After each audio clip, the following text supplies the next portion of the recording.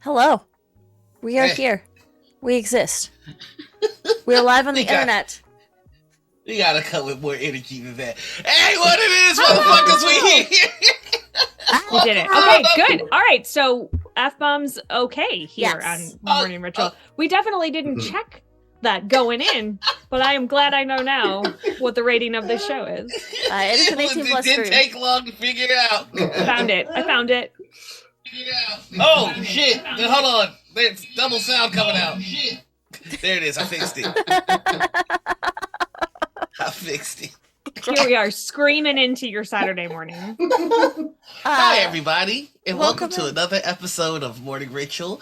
I'm one of your hosts, Noir. You can find me all over the internet as TheNoirEnigma. That's Twitter, Twitch, YouTube, TikTok, and Instagram. Please check out my website, TheNoirEnigma.com. That's where I have our merch. And today, after this episode of Morning Ritual, we'll be dropping the latest episodes of Dungeons & Dragons. It's a very special episode, so please be ready to listen to that. Aren't they all very special episodes, though, Nor? So we've actually named this one a very special episode because we were trying to mimic how sitcoms get real serious every now and then. And some of the topics we talk about are very, serious, so... But it's still a good time! It's just we have to report on the space, and sometimes what happens in the space sucks. To that note, hi, I'm one of the places in the space. Never mind. I'm Anita. I'm your other host of the show, but I just do stuff in things and places. I'm real tired. I got a whole thing of coffee. I'm just waiting for it to brew. And real quick, happy birthday, Baba. Happy birthday, Baba. With that, let's introduce our amazing guest. We're just talking over each other all day today. I'm sorry. I'm gonna let you have it. No, it's all good. No, it's too late. I'm giving it to you. Okay. This is Chaos Energy. This morning we've got two amazing guests from formerly Feral Games. Why don't you tell us a little bit about yourself? We'll start with Sarah. Hi, my name is Sarah Moore. You can find me all over the internet at Pixies and Pins. I host a show on Gen Con TV every Friday night called Sarah's Table. Just did one last night where we played a game called Midwestern Moms, where my players played moms from the Midwest that were solving the problems of the cul-de-sac. One of them was that somebody had to surprise host a PTA meeting. One of them was that they accidentally were throwing what they thought was a Tupperware party, and it turned out to be a sex toy party. So there's the kind of things I do on my show. You should definitely come check it out. I think this coming Friday, I am going to be playing the solo version of Women Are Werewolves by Ninth Level Games. And it's I've heard it's very good. It's a pretty serious one. It's about being a non-binary person and being in a tribe of werewolves where every full moon the women of the tribe turn into werewolves, and do you turn, do you not, how does that affect how you see yourself, and how does that affect how society sees you, and all of that stuff. Highly personal and highly emotional. So we do a lot of joyful gaming, but we also are not afraid to get into the crazy stuff. Also, you can find me over at World of Chaldea, an Actoroki for Peter Eckerson, where there's just a bunch of weird stuff happening there. And then I helped design a game called The Crowned, which I'm gonna throw it over to the person who did the bulk of the writing, make him talk about it. Haha. Go ahead, Damon. Hey, that's me. I'm the writer. My name is Damon Van Hee. I'm bad at the internet, but generally speaking, you can find me on Twitter at Damon Van Hee, as well as formerly _Feral, and then Instagram at The Crowned RPG. And yeah, like Sarah said, we just made The Crowned together. We had a Kickstarter a few months ago that was successful. Hi, Kitty. Hello, and yeah, I've just been working on writing that, and that's what I do. I write now. That's my life. Yeah. So. And fields text messages from me that says, "Are you writing?" So. Usually no. But I'm a very you good sh- sprinter at writing, so I can wait until the end and then just like write a whole bunch all at once. And then be Well, like, I totally was question mark? working on it all weekend. I Working for the whole sure. time. How did So- you play so much Mario Kart while you were writing? I don't know. I don't want to talk about it. Stop That's looking where at my the stuff. inspiration comes from. So I have to ask, why formerly feral?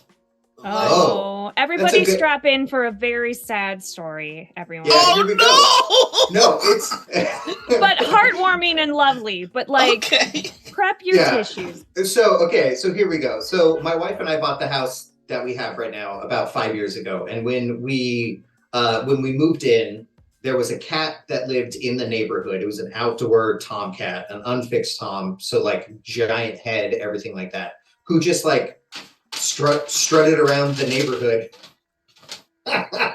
Cats. I'm dealing with my own formerly feral cat. Right? Yeah, it's amazing, right? And he just completely owned the whole neighborhood. We didn't have raccoons when we moved in because this cat would just fight them. Like, we would watch him fight raccoons. And his ear was all fucked up and he was covered in like scars and everything like that. And we would put food out because when the cats come around, then we don't have rats outside. And eventually, like, he just really enjoyed our yard, and we named him Omar after Omar Little from The Wire, because every time Omar coming. Yes. Omar coming, exactly, squirrels would freak out and start like running away when he was walking down the street. So we were like, Omar coming. And all the little hoppers would take off. And so, like, eventually, he got hurt in a fight. His paw got hurt and got really infected. And so we did a trap and release with a organization out here in Seattle called the Alley Cat Project, where they give like free, vet care to strays and then get them fixed and then release them. And they thought at the time that he was maybe 2, and eventually we, through a series of detective shenanigans, realized that he had been out on the street for about 10 years, which is insane for a stray. That's like wild. that. Anyways, Yeah. he ended up getting sick again a couple of years later, and then my wife was like, we could bring him inside. And at this point, we have 2 Bengal cats already, which are really territorial, very energetic, and just like they're 15 pounds of muscle and teeth. They're super smart. They can light our gas range, which is terrifying. We had to child lock everything in the house because of the Bengals. They can like Mario Cat's kick dream of off of it arson. and light it. It's nuts. So I told my wife he can't come inside. That'll be terrible. And she's like, but what if he did though? And I said, okay, as soon as Omar shows us that he wants to come inside, we'll let him come inside. And so the very next day he moved into a box of clothing on our porch. And I was like, fuck. She clearly conspired to bring this cat indoors. She manifested it into creation. She had a conversation with Omar behind your back. Like, hey man, Yeah, if you get in absolutely. this Talked box, he's with the gonna let people you in charge come of- inside. Yeah, she talked with people in charge of the cat distribution system, and they expedited the process. For sure. And so this whole time, ever since we originally saw him outside after moving in, like the day we looked at our house, he was sitting in the yard. My wife was chronicling it on Instagram with the hashtag formerly feral. And so because she was hoping to bring him indoors.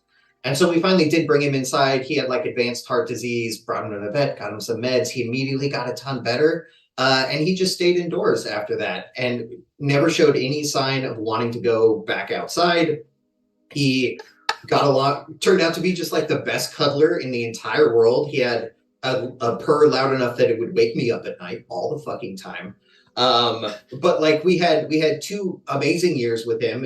He came indoors right around the start of quarantine. And so we just got to like hang out with him at home. And then just before kind of making the crown an official thing, like really putting pen to paper and starting to write the book, he died. He threw a clot and he died. And so when we put the company together, we called it Formerly Feral Games, because while I would write, he would always like sit way up on my chest and like put his head up here, and I would have to like type around him. And so we did that, and like the company logo is his face and everything. So that's the name and the logo, and that's the story of Omar, who's just like the best cat in the entire world. So stray cats are great. Omar, Yeah. Watson. That's the ending I wanted for Omar and the Wire.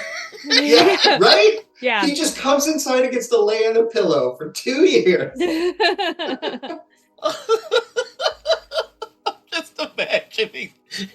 I'm just imagining the actor who played Omar just cuddling with somebody. Yeah, Michael K. Williams. Yeah. Yeah. Well, Just and like, then we have part of our mission statement is the idea that you should be making things that you care so deeply about that you're willing to fight raccoons over it. Like, True. Yeah. Get out there. That is a noble goal. Make your stuff. Yeah. I mean, it's No matter hard what to fight happens, a no raccoon. matter how many raccoons are trying to it's stop really you hard. from making your stuff. They've got hands and they know how to use them. That's it. They sure do. Yeah. I'm sorry, go ahead. I was just gonna say they travel in troops, like just they're terrifying. There's so It's a many lot. of them all the It's a lot. time. I mean, I would have a hard time fighting a raccoon because I would just want to love it forever. That is a way of fighting, right? Like you're overcoming the obstacle. You're just not using violence. You're using love. That is a valid way of solving your problems. I see. I like that. I like that mindset. I mean, Yeah. the good Pat Benatar did tell us that love is in fact a battlefield. It's a battlefield. That song was about raccoons. It was about fighting raccoons. Fighting raccoons. So you could make RPGs. I don't Yeah. make the rules. This is just what happened. Yeah. Heartache to heartache, we stand. So I've had the chance to play The Crown, and it is just so good. It is really just Thank you. it is really just a blast. I've recommended it to quite a few people. I know that my friends over at D&D oh Yeah. my god, I'm forgetting the channel's name. TTRPG? That's the cat. Huh? What are you saying, Anita? TTRPG? No. It's Nikki's channel. TTRPG. Oh yeah, TTRPG. It's Yeah, TEA. TTRPG. Thank you. I was trying to put it together in my head. It was not happening. But I know I recommended it for them because they were pitching a game, but they didn't have a system, and the pitch was essentially becoming gods. And I was just like, oh, do I have a system for you? So I'm clearly a fan of this of this system. I want to know that now that the Kickstarter is over, what's it been like seeing people receive this game? Like, what's it been like seeing people play it? I'm gonna go, Sarah. I'm gonna go. You go. I like You this go. one. It's fantastic. It's really, really wonderful. Sarah and I just went to GaryCon, where we played it with some new people that we met there.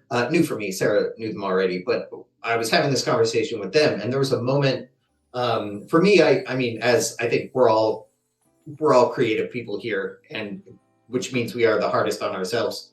And so for me, I spent a lot of time, not thinking the game was super great or whatever, because I was, writing it and running it, and I was like, maybe it's not fun, maybe nobody's having a good time. But then I got to watch people play it for the first time at Gen Con last year. Sarah ran it. It was the first game of The Crown that I was not involved in any way. Wasn't playing, wasn't running. I just sat back and watched. And that was like a real turning point for me, just getting to see other people enjoying it. And I was like, holy shit, this game is actually really good. I was watching it and I was thinking, I want to play that game. Which was cool. It was weird. It was a weird experience to just witness it like that, And it's kind of hard to think of something that you've made as good until you find yourself detached from it. Mm-hmm. Yeah, well, absolutely. Especially when you're so close to it, working on it for so long. Yeah, I feel like 99.8% of my job on this project is just to be like, no, it's good. Shh. Yeah. Yeah. Most of my job is panic attacks. Yeah. And then some writing. Yep.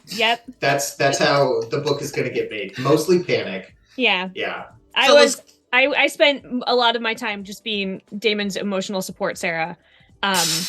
Just like either sitting near him if I was around and like every so often like patting his knee and being like, that thing you're doing is great, or doing that from afar via text message. Hey, Noir, real quick, you are muted on the Google Meet, so your captions aren't being picked up. Sorry. Oh, you're good. So was Gary Con the first con this game was at after Kickstarter? Yeah. Yeah. Mm-hmm. Yeah. So to me, I feel like that's the big one. Like the first con when it's like out when there's like no being able to edit it. It's just like it exists. Well, we're still editing. Oh, okay. Yeah, it hasn't been delivered yet, but but we've sent like the quick start guide that we have out to the backers, and so like they've had an opportunity to poke at it and look at it. We've sent it around to other tables to give it a chance. Like I'm playing it with a bunch of different. I'm running 3 games of it right now. Yeah, it's good. It's really good. It just occurred to me, like, we're talking about this game, and all 4 of us are familiar with it, but for our audience, can we give them, like, an elevator pitch for what this, the Crown List is? I'll take that. Sorry. I'll take that because Damon, his elevators are much longer. It's true. In general. Like 40 floors versus like 3. It's a lot. Mm-hmm. It's a lot. I'm on the Express. So The Crowned is a TTRPG where you play the god of a very small sliver of reality, and you affect the world around you. There are absolutely consequences if you choose to be malevolent or not. But we always say that you can choose anything, and the god of volcanoes could be at the same table as the god of bubblegum, and everybody would be balanced. It's all about how you are using your purview, which is what you're the god of, to affect change around you. And it could be bad. It could be bad. If you want it to be bad, it could be bad. I play one of my favorite characters. I play the god of joy. And I always say, this is great because I can make everybody feel so happy and joyful. And Damon's reaction was, go ahead. Or you could ensure that they never feel joy again. Jesus. And that's all you need to know about the difference between how I run a game and how Sarah runs a game. I'm the god of joy. I want to spread joy everywhere. Or hear me out. Or counterpoint. I can make the joy turn to ash in your mouths. Forever. Yeah. When I played, I decided to play the god of capitalism, which it felt icky, but also it felt awesome. This is truly just a very creative and expansive game, and you do feel like a god when you're playing it, which is something that I've been looking for in a system, because with a concept like this, you want your character to feel like all powerful, but like, how do you balance that? And this system does it in a very, very cool way, where just because you're a god, you still have to remember there are bigger and better gods out there. Absolutely. There are, and the bigger and better the god is, like the stronger the god is, the scarier they are. And like just like they could, it's very hard to kill a god in our game. We wanted that to be like, it sucks to put a bunch of stuff into it and then just like have the possibility of your god being just crushed immediately and like, oh, well, that's okay, cool. I spent a week writing this character, but that's cool. Let's just kill him. So it's very hard to kill a god. We have mechanics that allow you to like come back from stillness, which is what we call it. But like it's not impossible. It just needs to be sort of a collaboration with you and the player. But like, if one of the big strong gods comes in and is like, I hate you and I'm gonna kill you, there's probably not a whole lot that you can do to avoid that. At least not by yourself, which is At least not by yourself. a very interesting aspect of the game. I remember there was a character that my capitalism guy was fucking with. Mainly because he couldn't sense that the other guy was a god. Oh, yeah. And the fact that I couldn't sense he was a god should let you know how powerful this god was. Where it's like, it reminded me of that scene from Good Omens, where like they're looking at the aura of this kid. They're like, oh no, he's ordinary. He's just a regular dude. I mean, we can't even see his aura. And then the camera like zooms out, and the reason they couldn't see his aura is because it was encompassing everything. Yeah. So it's just like, just because you can't tell someone's a god does not mean that you should mess with them. It's just the way that your system illustrates that point is just very clever. But also, I just gotta say, like, capitalism was a little bitch. Like, yes, capitalism is a little bitch. He was you were gonna mess with everybody. Like, even if you had known that he was a god, I don't think it would have stopped you. No, it was. It wouldn't have. It's almost like capitalism doesn't know its fucking place. Almost like that. Weird. It's not symbolism. It's fine. But no, I love this game so much, and I want more people to get their hands on it because this. Yeah, me too. Honestly, I've run the same world since I was 14, and I've had all sorts of like celestial things happen in the background, and it's a very cool possibility now to actually run a Gods of My World type of campaign. Heck yeah. I would be and to be able to on board with that. Be able to have that affect like another game, because now we know what the gods are up to. So it's just, there's so many uses for this that I have to ask, where did the original concept come from? Like, you know, which one of you originally pitched this, and what made you pull the trigger on deciding like this is how we're gonna start formally Feral? It was definitely Damon. Yeah, that was me. It started as a NaNoWriMo book that I tried writing like 7 years ago at this point, 6 years. Which, for those who aren't familiar, that's the National Novel Writing Month. Novel Writing, National November Novel Writing. National Novel Writing Writing Month. There it is. NaNoWriMo.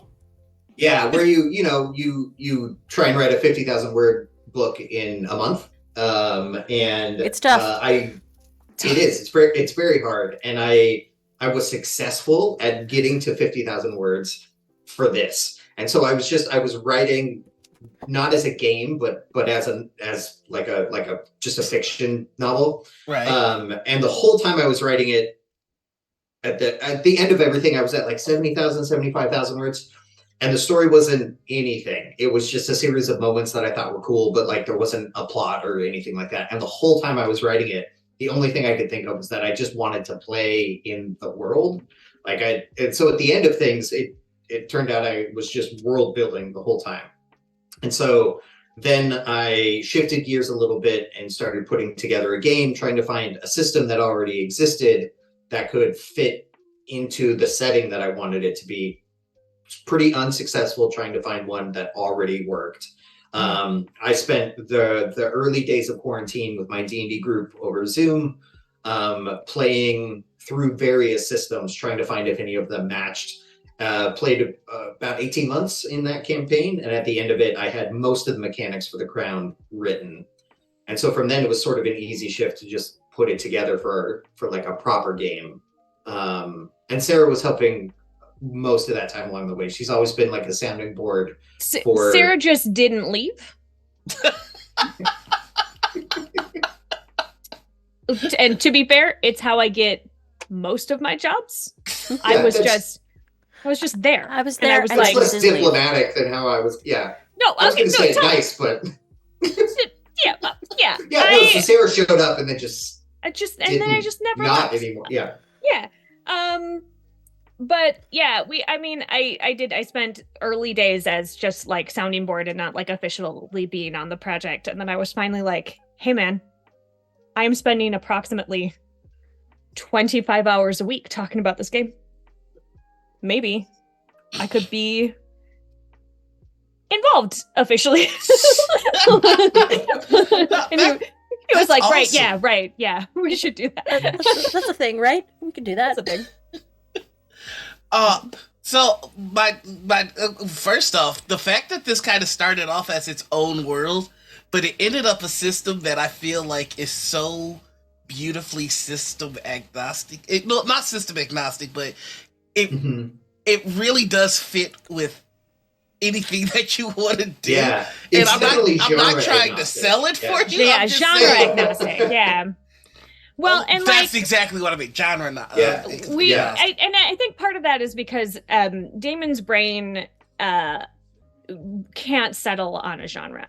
Just cannot find, like, he can't, right? Like, and so he had all of these ideas, and it kept being like, I don't know, this could be really cool, which is very much different than like the thing you said yesterday, and the thing you said yesterday, and the thing before that. And like, so we divided the city into 10 sections, and they're each so incredibly different that honestly, whatever you're looking to do in this game, one of the segments of the city, one of the districts of the city is pretty much already like dedicated to that kind of genre-y game. There's ones that are much more like high fantasy rolling hills kind of situation, and then there's also like super sci-fi cyberpunk racetrack that looks like Mario Kart kind of area. Like, you can find whatever you're looking for. And actually, one of the things that we are in the process of doing is a series of modules. It was going to be a stretch goal. We didn't quite get there. Called the Shining Garden Tourism Guide. And it's 10 modules, one set in each of the districts of the city. And they all have very different flavors because each of the districts has very different flavors.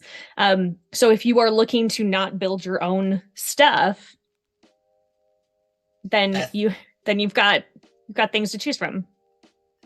That I was just about to ask. Do we see an expansion in the future or anything like that? Oh, don't. That is so many. Okay, yeah. I was looking through my old notes the other day, and because I was filling out the bestiary for the Crown that I'm currently writing, and I was looking back over old game notes, and I found like 160 pages typed of just like dense game stuff. So yeah, there's a lot that is already there that'll be going into future books. And I am also thinking about, I haven't mentioned this to Sarah yet. I'm also thinking about one that would help people shift genre for the Crown, kind of like how you were talking about noir to fit into other games and things, because it is like when the characters are playing anything they want, because you can really be the god of anything you want. You can't really write hard-edged rules for that. Everything has to be like wiggleable. It's got to be amorphous in such a way that it can fit like the god of archery and like the god of the internet, and have to like still have a fun game with those two things existing at the same table. So being able to port it into a fantasy genre, westerns, like space, kind of whatever you want to do, it's definitely flexible for that. And so maybe a guide with some extra tidbits for those different genres would be good too. I just made a note on the ever increasing list of proposed Crowned expansions on source books.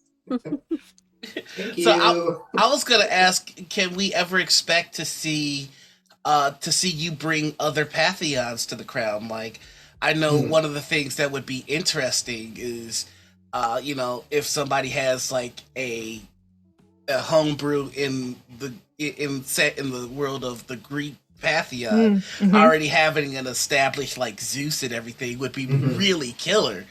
And like if you end up doing something like that, would it be possible to like mix and match your pre-established gods? Like choose your own adventure pantheon. Yeah, essentially. Yeah, I think it would be really easy to stat out those gods. With your system, it's really like it's intuitive. But I was just curious, like if that were to come out, I know that I would. One of my favorite old Faerun books was the Gods and Demigods book that they had. It was absolutely a bunch of pantheons in it, and I was just like, that would be perfect for this. Yeah, that would fit really well. For the core book, we tried really hard to strip any kind of real world attachment from it. And just make something as unique as we possibly could. But the concept there travels so well, like it would be really easy to go through and block out different pantheons and give them their own crowns and all kinds of stuff. Yeah, and I mean, this is a thing that we can be releasing sort of piecemeal between big expansions, because we have several big expansions already planned that are like very specific to not real world attachment gods.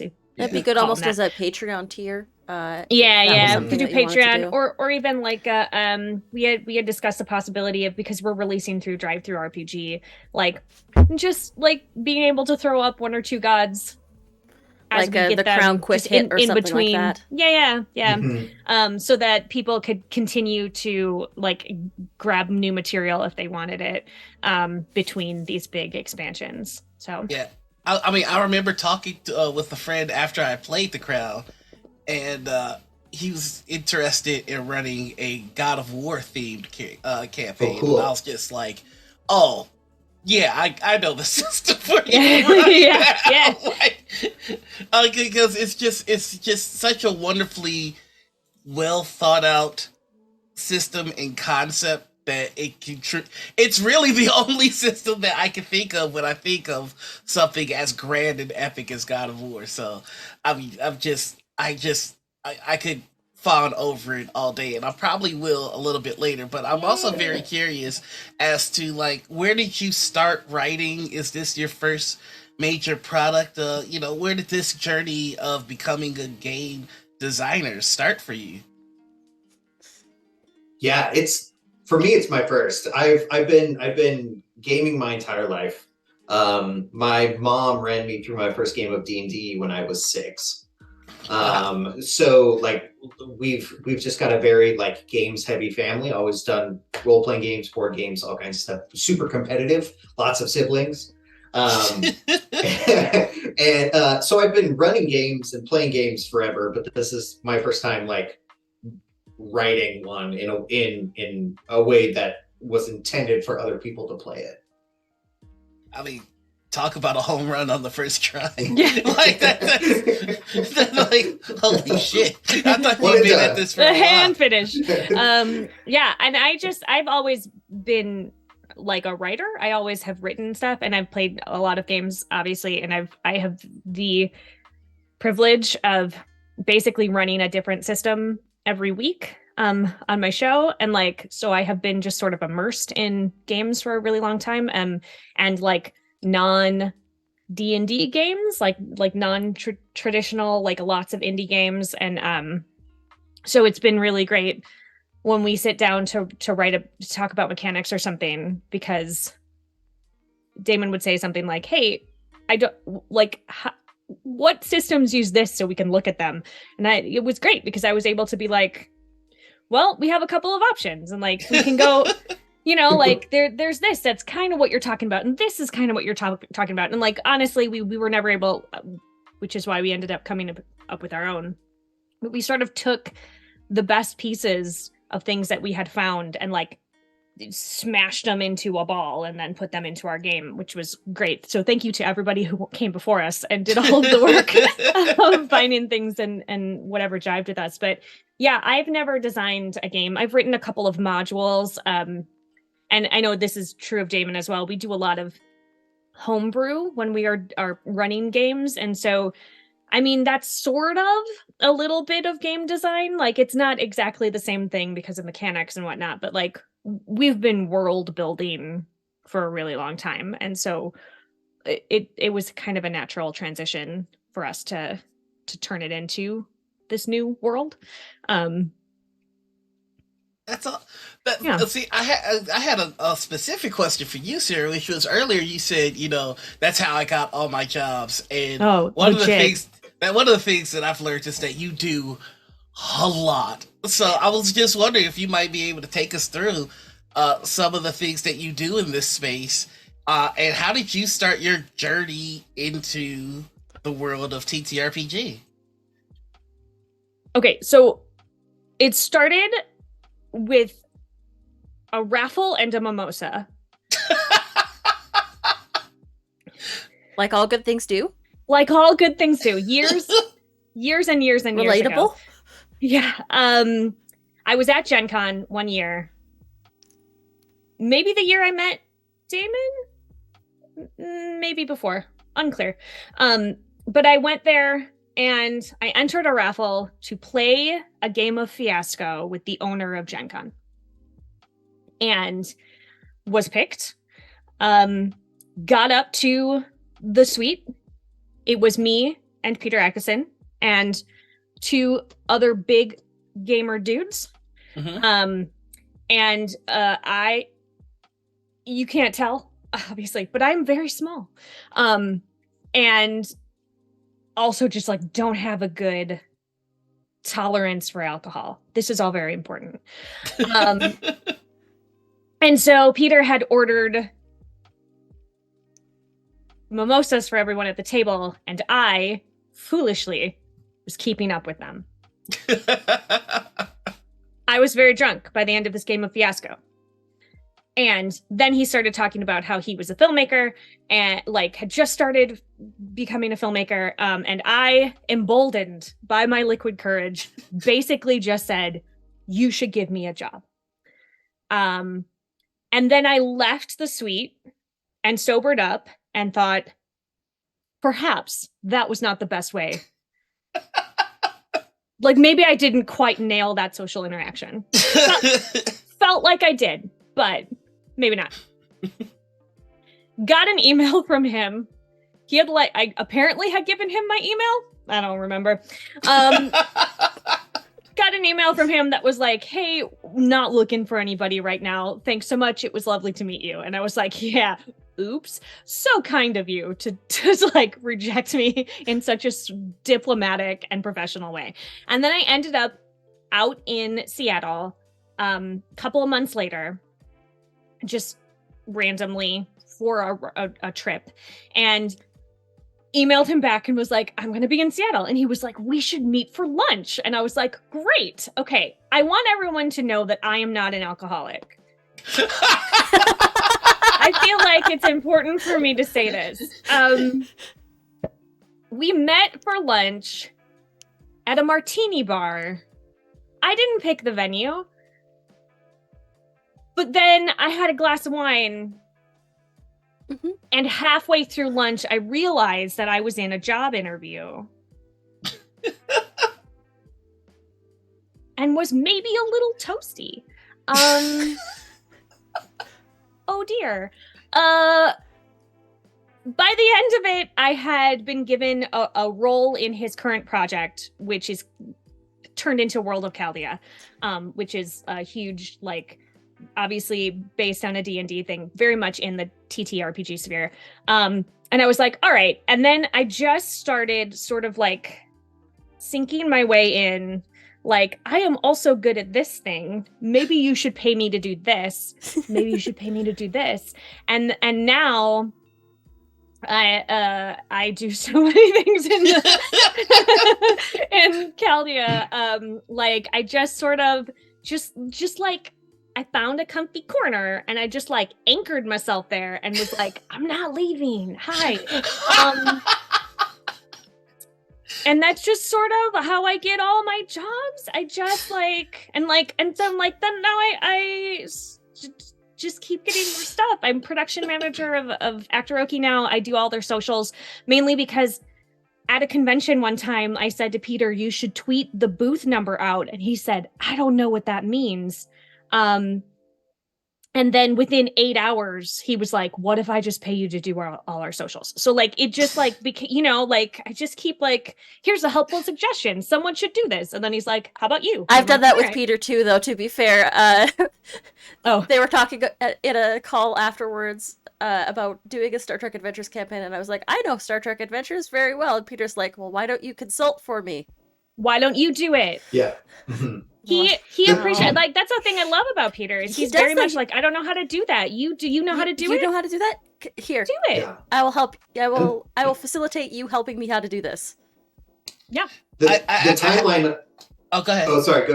I was just going to say the timeline on that story is crazy for Sarah, because Sarah and I met, I think, 2 years prior to that, very briefly at Gen Con. And then I met Peter because I've worked in the film industry prior to doing this for about 15 years, doing props and special effects makeup and stuff like that. So like when Peter started filmmaking, he contacted my company about making things for him. And so like my business partner and I started working for him, and then he met Sarah and then hired, and Sarah and I already knew each other, but don't live near each other or anything like that. It was just a lot of weird overlap with Peter hopping between everyone. Which is why he's a great person to know. He's so great. It's so great. Yeah. And I just like have 1,000 jobs, and I just like keep getting more of them because I'm like, this is a good place. And it's like I'm a dragon that's hoarding work, which I feel like I'm maybe doing it wrong. Like I'm sitting on top of all of these jobs, because sometimes I get very stressed out, but that's okay. I have to say it's impressive because anytime there's alcohol in my system, I'm more likely to lose a job than gain one. So I have to ask: is there anything that you can tell us that's coming up from Formerly Feral that you're all excited about? I mean, is there anything other than Crown that you're working on? Inquiring minds want to know. Yeah, for me, it's the All Crown Power Hour, just like all the time. But I am super interested in putting out genre intentional stuff with the Crown, like sort of a tongue in cheek follow up that I've been kicking around for a long time. So to back up briefly, it's called The Crowned because the ruling pantheon in the city, they're all so powerful that their purview literally grows out of their head into a crown representing whatever it is that they're the god of. And so some of them are real gross. Yeah, like Rhyme, the god of madness, his crown is fingers. It's all fingers. And the nails have all like grown together in like this big, keratin mass, and they try and escape, and he eats them sometimes. And so as you do, if a finger gets off your head, you eat it. That's what, yeah. A snack. It's not just normal. A snack. And so, like, crowns are very important and very special and things like that. So a sort of comical, tongue-in-cheek follow-up is a Western that I want to entitle 10-Gallon Gods. Yeah! Where you would be playing, I think, trying to make this work, you would be playing the Hat, and the Hat would be your purview, and like you could be on different bodies that would change your stats along the way. I don't know. I'm working on it. It's weird. It's super dumb, but I think it could be very fun. Different colored to hats. Play a hat. White hat, black hat. Yeah. Absolutely. Oh, yeah. I love Westerns. I'm all the way down for like the gods of the Wild West. Oh, that would be cool. Yeah. I also feel like there should definitely and there should be like, I would imagine that there are some bodies that would be unwilling to have your hat, and so like what sort of stats and things would you have to overcome if you end up on an unwilling body and the thing that you just like you have to do something. So you're on this body and they're like, absolutely not. I would like you to be off of me right now. Like you're fighting with them while also trying to do your thing. It's going to be good. It's going to be good. I just love the idea of a god of gunslingers. Oh yeah, for sure. Absolutely. But like, he's not allowed to work on that until we finish the book. Yeah. Kickstarter fulfillment first. Don't worry, everyone. I'm still doing that first. Yeah. No new keeping projects all until the you notes. finish the ones you started. Yeah. That's But right. I have ADHD. I know. No, that is incredibly cool. So how's this Kickstarter experience been overall? I know that I worked on one Kickstarter and wanted to die immediately after it was over. Like, how are you all faring? Sarah, go.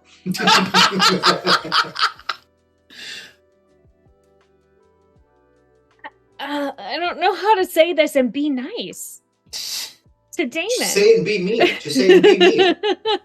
I know who I am.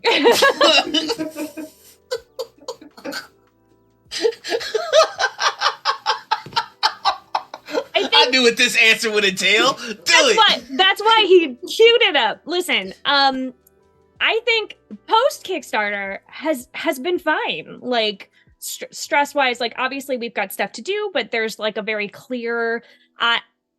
Everybody makes fun of me because I am like the queen of lists. I do a lot of lists. I like to do lists. I like them. I have a system of clipboards. Shut up. It's great. I am able to we have a list of all the things that need to get done. We are checking them off. Maybe some of them are getting checked up. Thank you. Slower than we would like, but like progress is being made. We have a trajectory. We know exactly. So More Shady just said everyone needs a Sarah in their life, and that is correct. So, but during the Kickstarter, I spent the whole, I know I joked earlier that I was the emotional support Sarah, but that was my whole job during the Kickstarter, because Damon was so stressed about and I understand it. It's a thing that we both care deeply about. And this is so much of him is in this game. And I was collapsing in on myself like a dying star. Like a dying star. Just I wouldn't even say slowly. Wow. It was a lot. He picked me up at the airport during one of the things and during the Kickstarter and was picking me up, but he handed me his backpack. He was like, here, I can't. And then just walked away. And I was like, all right, here we go. Do it. His wife and I had a running text thread that was where are we at today? How are we doing? What can we do? I love that it was so incredibly invested in this project and cared so deeply. And that's why I think that the game is so good, because he's putting so much stuff into it. But by the end of it, we finished the Kickstarter, we funded in 3 days, which was amazing. It didn't help his stress level, which was less amazing. And then when we finally finished, right, it was over and we were done, and his stress level went way down, and I finally was able to be but maybe you could take some of it back. What if I'm still holding it. Help me. I'm still holding your backpack. You gave me your backpack and never came back for it. Yeah, so a post Kickstarter, I mean, I think I took a good 3 or 4 days where I was just what if I just lay down? Yeah, I mean, I'm I knew it going. He warned me going in. He was very upfront. He was I'm gonna be real stressed, and I was yeah, okay, because I get real stressed, and I thought it'll be great. No. This is a level, you guys. That's my secret, Cap. I'm always stressed. Always stressed. Always stressed. It was the Hulk of anxiety. It was amazing. Yeah. Well, yeah. The only thing that I could say is it all went to good effect, because this is a fucking amazing system, and I can't wait to see what people do with this. When they get their hands on it. So much. I'm excited for it to be supers also, because I haven't found a supers game that I'm really super into mechanically, and I feel like it would fit perfectly. You can do so much in this system, and it's balanced in a really bonkers way, and it's really just a good time, and this is going to be just I can't wait to see more actual plays use this system. Yes. Yes, please. It's gonna be. I would love that so much. If you host an actual play, please get in contact with me. I would say Damon, but he doesn't check social media, so contact me. Yes, if you're going to use the system, if you're interested, please reach out to him. Like, we want to see this game played. Yes, we want to see what kind of weird gods everybody makes. Yeah, to date, nobody has run this system that is not me or Damon. Really? So, like, nobody has been the storyteller on the system. I'm really excited to see somebody else do it. So, yeah, please. I know that I have a couple of ideas for it, so I might be hitting y'all up sooner rather than later. So we're at the point now where I'm going to ask you a few of our established questions because I have to know your answers. And the first one is a question that could potentially break my heart, but here we go. Oh no. So there is a silent war in the TTRPG space between those of us who see dice as what they are. You take them, you roll them, you get your number, and that's where it ends. Yeah. And then there's another group that sees them as forbidden candies, something to be crunched on. Now, I am aware that there are edible dice out there, and we suggest that, but they say that's crunching, not crunching. Not crunching? They want to crunch. I need to tell you that I just reorganized my dice, and can I show you? Oh, sure. I would love. Oh, my God. That is so organized. And they're all full. I just have all my dice in this. I just... Oh, but that brings us to the question. I have to ask you both. Yeah. Damon, Sarah, what side of this war are you on? Are you on the stop the crotch side because crotching is a dental and choking hazard? Or are you on the team of crotch crew? I, throughout my life, have had a lot of dental trauma. I'm actually in the middle of a series of really painful oral surgeries right now. I don't put dice in my mouth. I have no desire to crunch on a dice because it would cause so much problems. It's a medical thing for me to not crunch. It should be a medical thing for everybody. It should be for everyone. Yeah. But I don't know, maybe people feel really strongly that their teeth will survive. I don't. So don't put... I do need to come clean. There are some factions in between. There are the cowards that choose the crotch responsibly side where we don't crotch, but if you're going to crotch, I do will it not responsibly. infringe upon your right to crunch. Yeah, it's not gonna hurt me. You do it. I think generally speaking, that would terrify me. I don't think I've ever been at a table with a cruncher. And I know that for me, I have like this is the entirety of the dice that I own. It is the same 2.5 sets of dice that I have used for decades at this point. Like the D20 that I've got is basically a circle. Like the edges are so worn down off of it. And so from a hygiene point of view, I do not want to put any of these into my mouth. Yes. So because I don't think I've ever washed my dice. Maybe that's weird. See, that's the thing. These crotchers lie and say they wash their dice, and we know it's not true. They don't wash them. Nobody washes dice. That's bullshit. Nobody washes them. I don't know. I feel like maybe I should wash my dice now. Yeah, because these people exist. Listen, if somebody crunches my dice, they get what they deserve. Whoa. I'll just say that. Whoa. Yeah, okay. I mean, that's fair. Even if it's me. If it's me, I get I get whatever pathogen is there.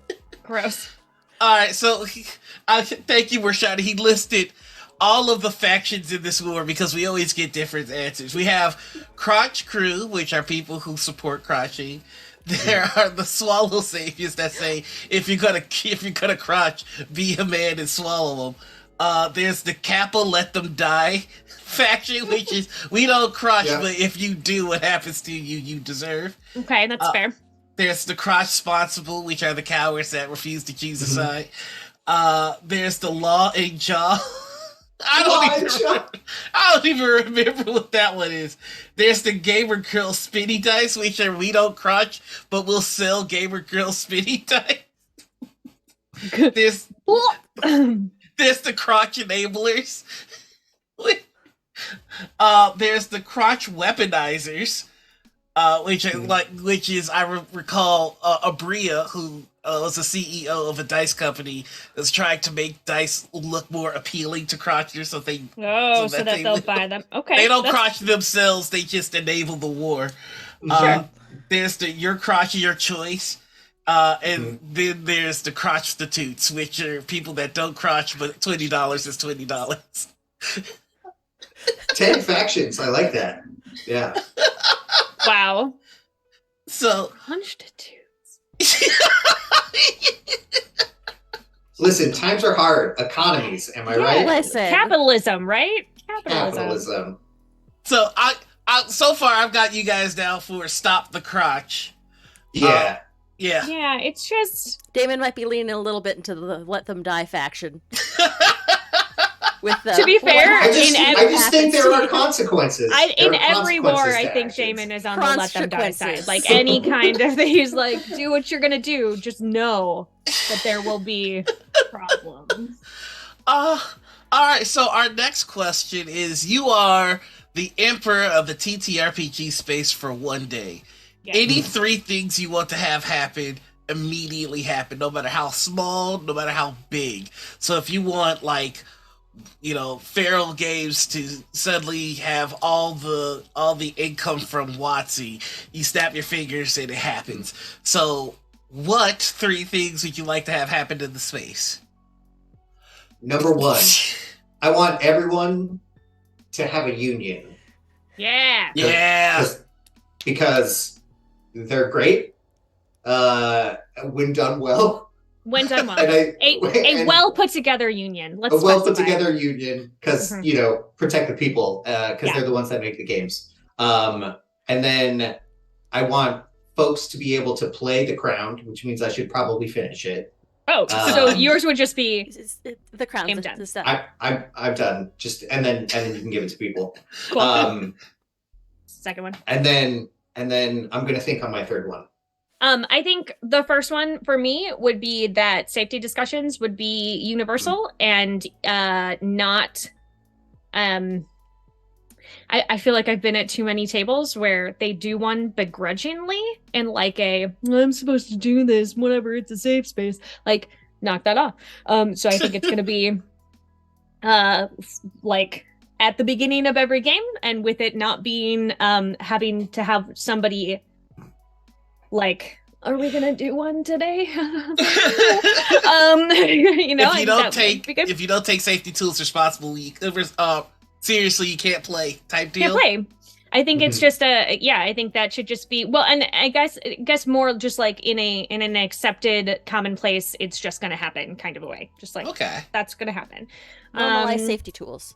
Normalize safety tools. I think the second one is very touchy-feely and very like on brand for me personally. I think I would wish that everybody who played a game would have a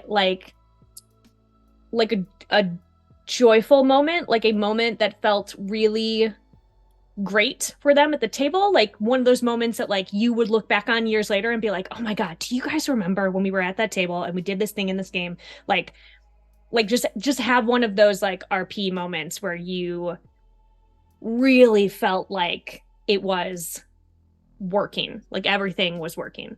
And the third one I would say is more utilitarian and more selfish. And it is that like all of my backlog was caught up for all of my various RPG work. That would be what I would do. I think I would, for my third, I think I would outlaw schedule conflicts. Oh, yeah. Good one. Yeah. So like folks can just play when they want and it's fine. And We like you don't that. have to worry about it.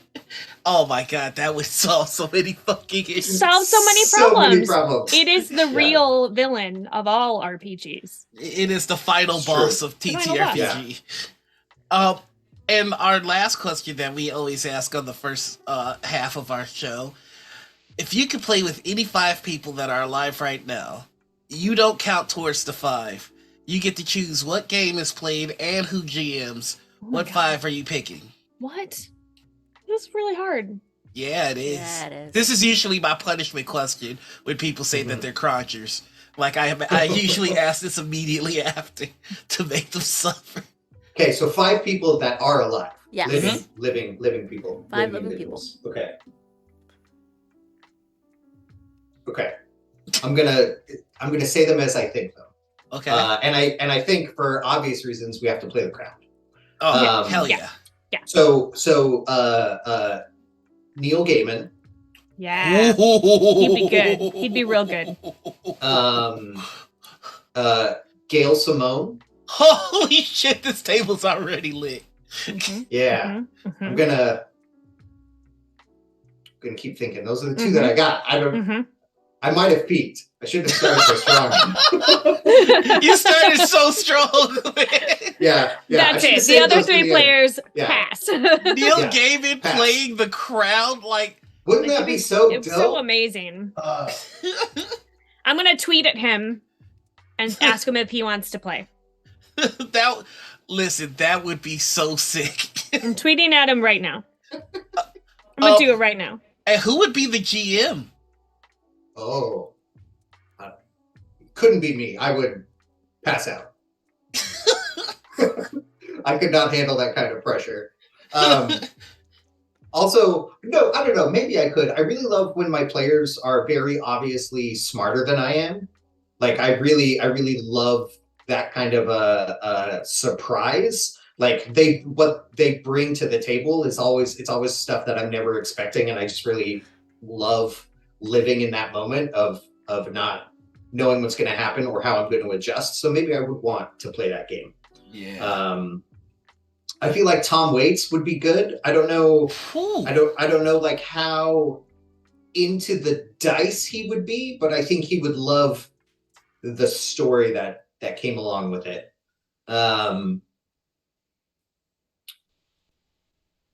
2 more.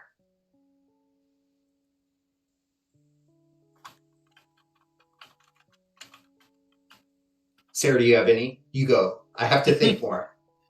Yeah, you got Tom Waits, Neil Gaiman, and Gail Simone. These are all excellent choices. I don't know. I feel like Aubrey Plaza. oh hell yes. Oh yeah. Yeah. You got 1 more seat left. Mm-hmm. Maybe I should raffle it off. It seems like a good table. We could raise a lot of money for charity. For charity? Oh my god, you would. Yeah. Shit, I'd pay to get into that game. Right? I mean, the obvious answer, if you want to keep with the brand, is you do Michael Kenneth Williams or Omar from The Wire. Oh. But Oh my God. unfortunately he passed. Oh, he did pass. He That's passed, right. yeah. No. He That's passed sad. a week and a half before Omar did. I was just about to say, I think they Very passed weird. around the same time. Yeah. Yeah. It's all in the game. Sadness. Yeah, but that would Sad. that would be great. That would be a real solid choice. Gotta think.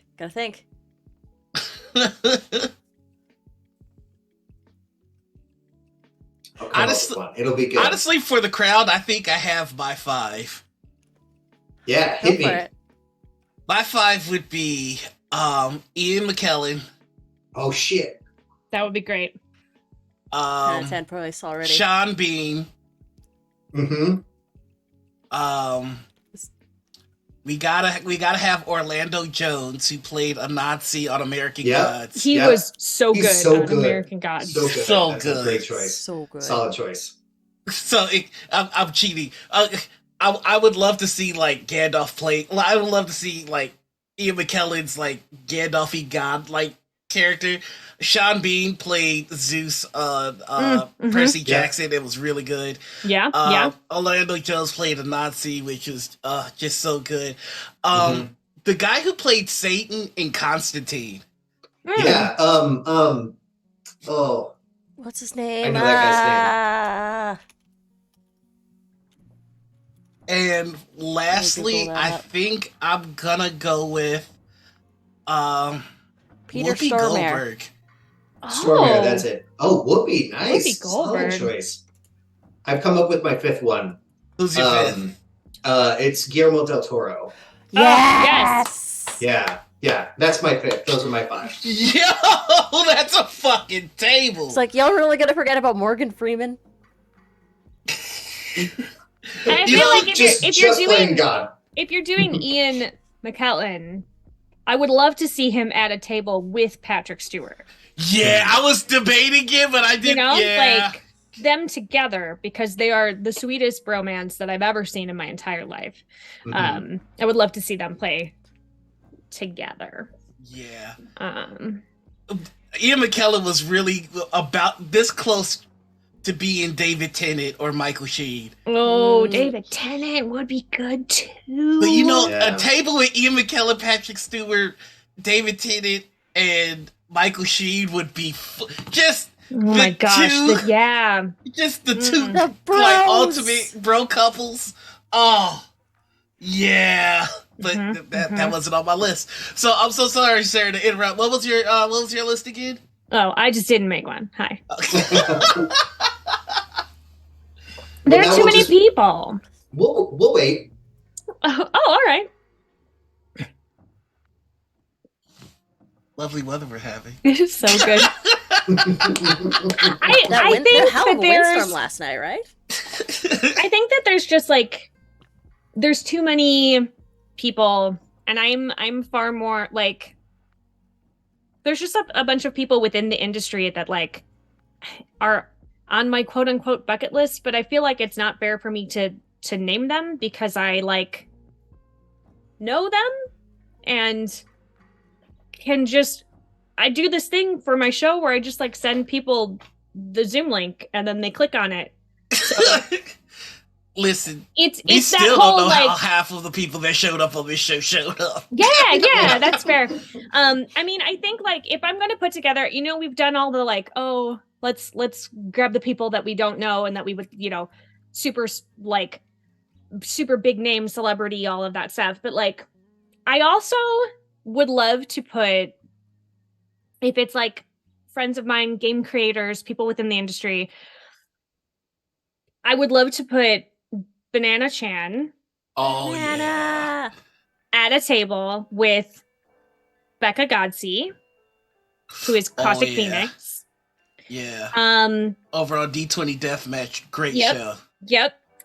Because both of them are little chaos gremlins, and I feel like it would be wild. And then I also think that to that, it's just like the I think I would probably add Mandari to that. Mandari's such a great world builder. She's excellent. And then also like maybe Savage Sparrow and AJ Winters, and then I would GM literally anything for that group of people. I would just have to I would really have to be like prepared for.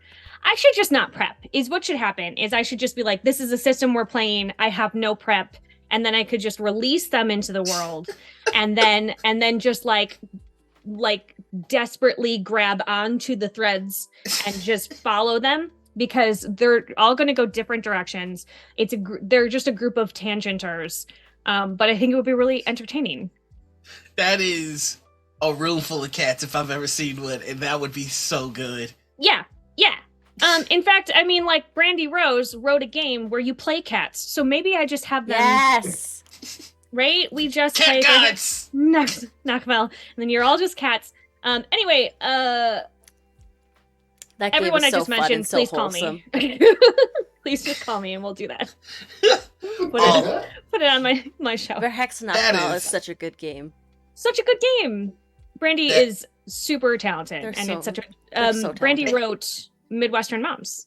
It's Yeah. a Verhex Knockmel hack. So Brandy just cranks out games. It's amazing to It's- see. insane.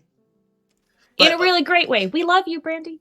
Hell yeah. We here love one whole Brandy Rose. This has been so much fun. We're gonna go ahead and take a quick 5-minute break. Then we'll come back with the dark roast where we ask our more serious questions, or at least we attempt to. Honestly, it's just the same, but we have fun. So we're gonna go be human for a couple of minutes. We will see you in just a bit. Bye-bye. Bye. Jazzy. And we're back. Hello, everybody. Hello, and welcome We did to it. the second half, the dark roast. We succeeded. We made it through alive. All right, Yay. so we've got some more questions to jump on in. Mm. My first question is, I'm very curious. You guys haven't seen this game run without you being the ones running it. Mhm. So I'm just kind of curious. What would your ideal actual play of the system look like? Are there any things that you're curious about seeing somebody bring to the world of the Crown, or are there any aspects of it that you would love to have highlighted? Are you just fishing so that Yes. you don't have to do any Yes. of the pre-production work? Got it. Okay, just checking. Cool. I have a very clear agenda behind it. I personally would love to see some different parts of the city, some different districts. I feel like we haven't been able to run games in every district. Mhm. So it would be very cool to see some stuff in the different places. Okay. What districts what districts do you tend to see the game run in, or have you been running the game in? So we have modules that are set in Tumblebell Park, which is overrun with giant mushrooms because of a ritual that went wrong. And then we also have a module that is set in Bismuth Station, which is where the train, the big world train that connects all the cities, comes into the Shining Garden. So we have gotten to see a lot of those two districts. We ran in Darling, which is the game that you were in, Noir. Okay. With the crazy Mario Kart course, which I couldn't for the life of me get my players on. Go towards the plot. You're running away from the plot. Why? Driving away from the It plot. was supposed to be a one shot. I think it was 3. I couldn't get you. Let's do it. So that was Darling. We got to be in Darling. We've done a bit in the Garden District. But that's and we did some Endless River stuff, but I feel like we haven't run a whole bunch in other ones. I feel like we've never gone to Keats Hills. I mean, we maybe went there passed through during a game, but we haven't spent any time in Keats Hills at the table. I mean, I can send you.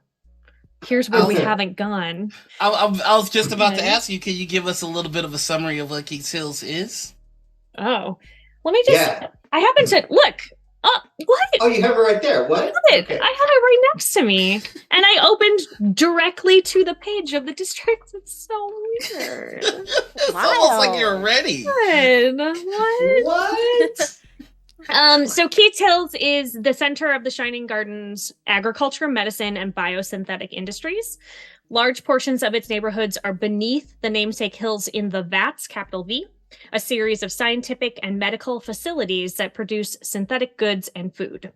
Above ground are genetically perfect orchards and crops, so far removed from their progenitors as to be unrecognizable. Keats Hills is renowned for high educational standards and academic research. Ooh. We've just been told to hydrate by chat. Thank you, chat. I also feel like we haven't really gotten into Quince Tree Point at all. Not a lot. Litry's in Quince Tree Point. Oh, Litry is in Yeah. Quince at the end of Quince. Litry's amazing. Everyone, please, when you buy this game.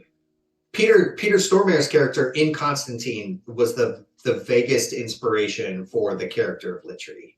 Litry is dope. Yeah.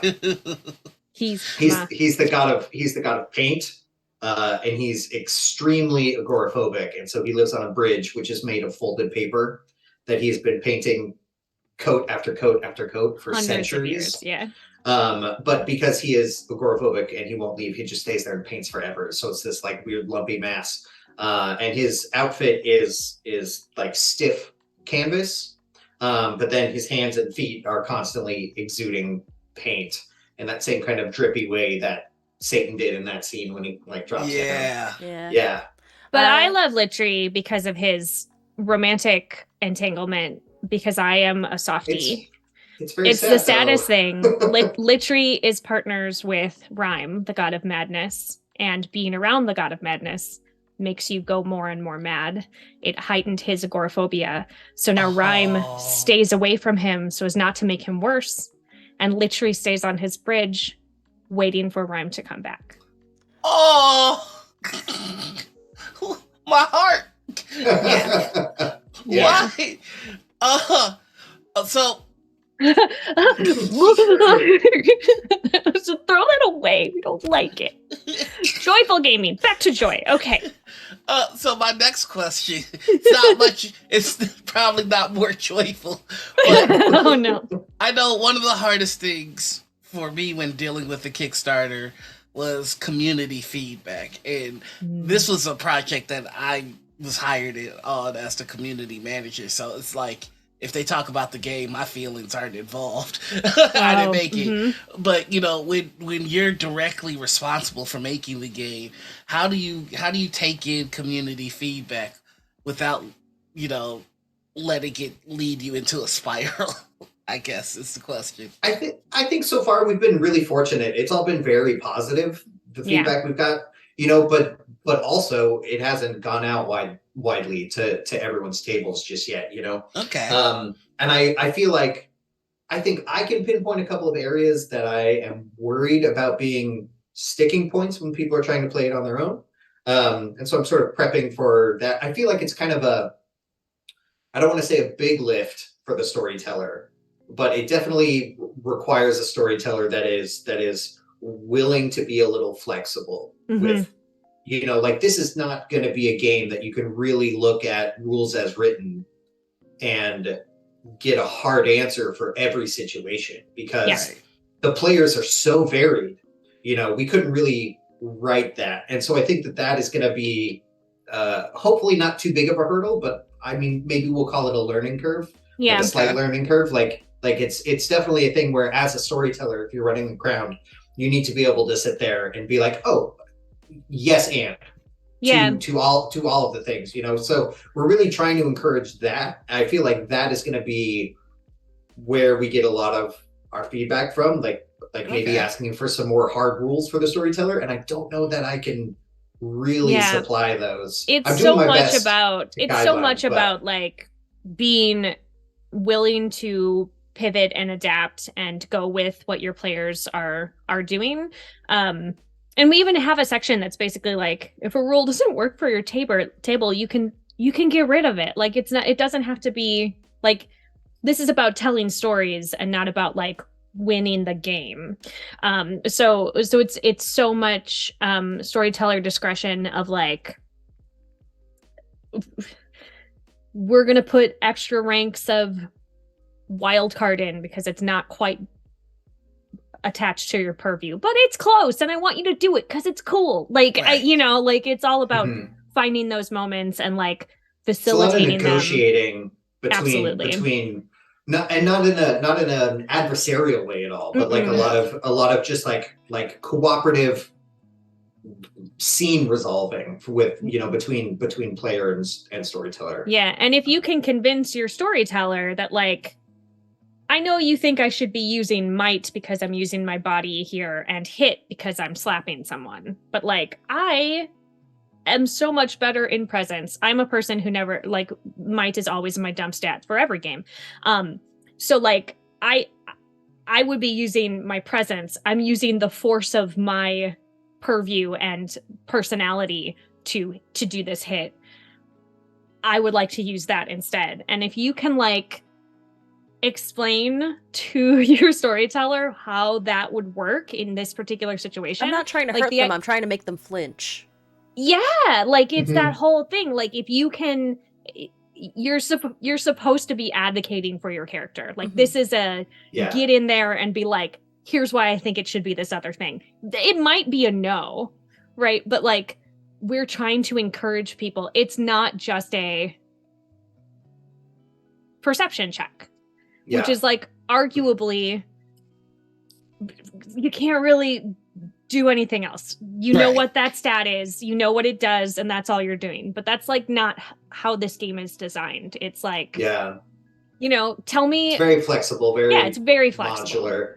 Yeah. Okay. And we had, I guess like the I was trying to think if we had any like negative feedback. Not that we've gotten a lot. I realize how braggy it sounds. Where we're like, I haven't had any negative. But